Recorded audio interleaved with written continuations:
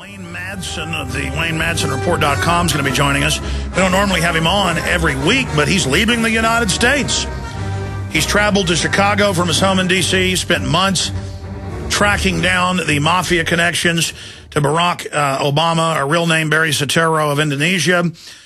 He also has been really ferreting out the evidence that Obama, his mother, and much of his family didn't just work for the biggest tax-free foundations and Timothy Geithner's dad and the Rockefeller Foundation, but was CIA.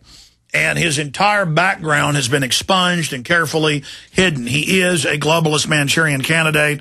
It's come out that Tony Blair was MI5 and MI6 connected and was actually an MI6 agent, some of the papers have reported, over in England, as early as college.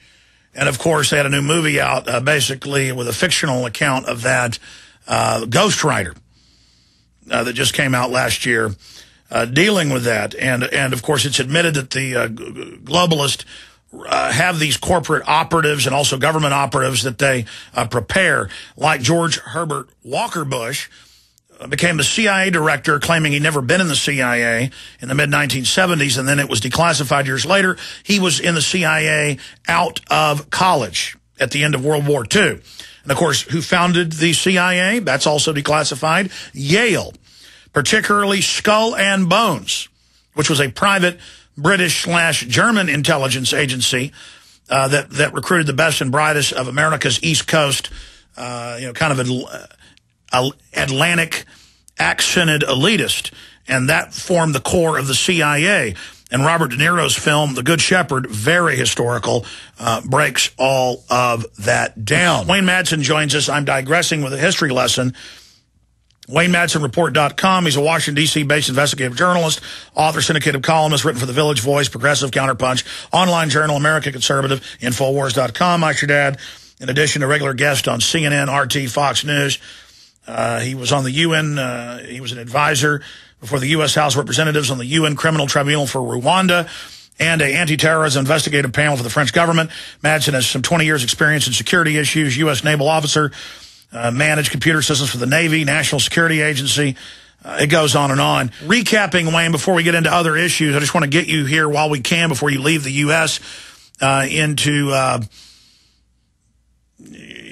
some type of respite to write your book to expose these people that you've been out ferreting out corruption, and now you're getting confirmed reports through the State Department, through a major international media source and a foreign embassy that the White House wants you to know that they may have you killed any day.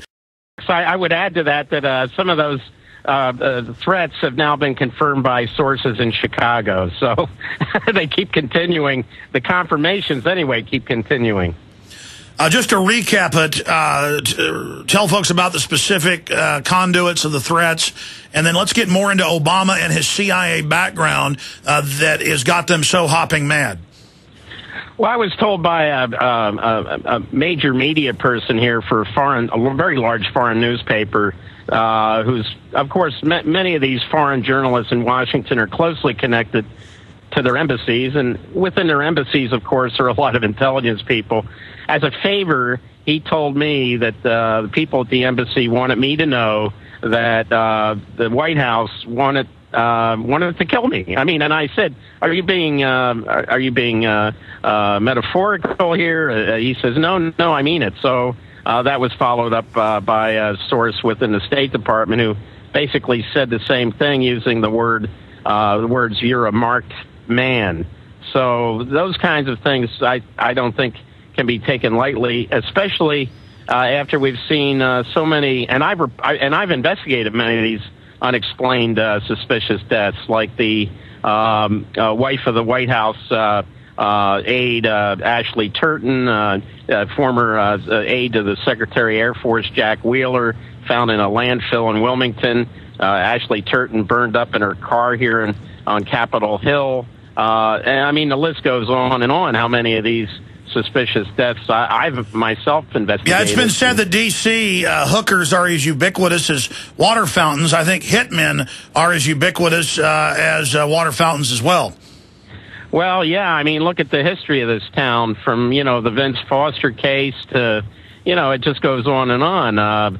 There's so many, and many of them have just wound up as cold in the cold case files of the police. So you're department. leaving because it's a lot easier for them to kill you there. I mean, they could shoot Vince Foster, put the wrong gun in his hand, no blood at the scene, have Hillary cleaning his office with carpet cleaners, keeping the police out.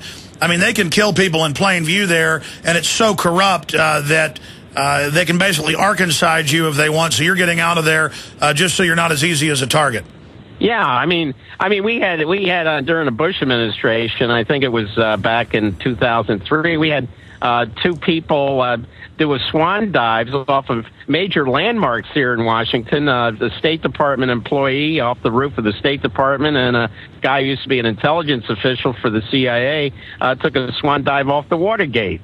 Both of these were reported as just unfortunate suicides by the Washington Post, which I call the Compost. Well, specifically, did these sources say they're mad about the Obama CIA connection you're ferreting, or is that your gut? I mean, did they let you know what it is that they're upset about? Yeah, it's basically the CIA connection. I mean, I think that is their Achilles heel. They've been dealing with the birth certificate issue for quite some time. They seem to have all kinds of pat answers for that. But the CIA connection, his mother, Stanley Ann Dunham, his grandparents, who looked like they actually predated the CIA and worked for the Office of Strategic Services during World War II, the OSS. Well, we've got basically a biography of Obama and his family that's been concocted by some very good fiction writers up, I would assume, up at Langley. Then we've got his dad, who had a British intel connection, didn't he? Yeah, Barrack Sr., of course, came to the United States as part of the Airlift Africa program, the CIA's program to influence new leaders of newly independent African countries to compete with the Soviets, who were doing the same thing at the People's Friendship University in Moscow, which later became Patrice Lumumba University. And just everybody you look at, it just continues with this guy totally hooked in with these intelligence groups. And you look at his cabinet now, it's all the very same families that were in intelligence at the time with his mommy. Oh, absolutely. Tim Geithner, his father was the boss for Obama's mother. Very small world, isn't it?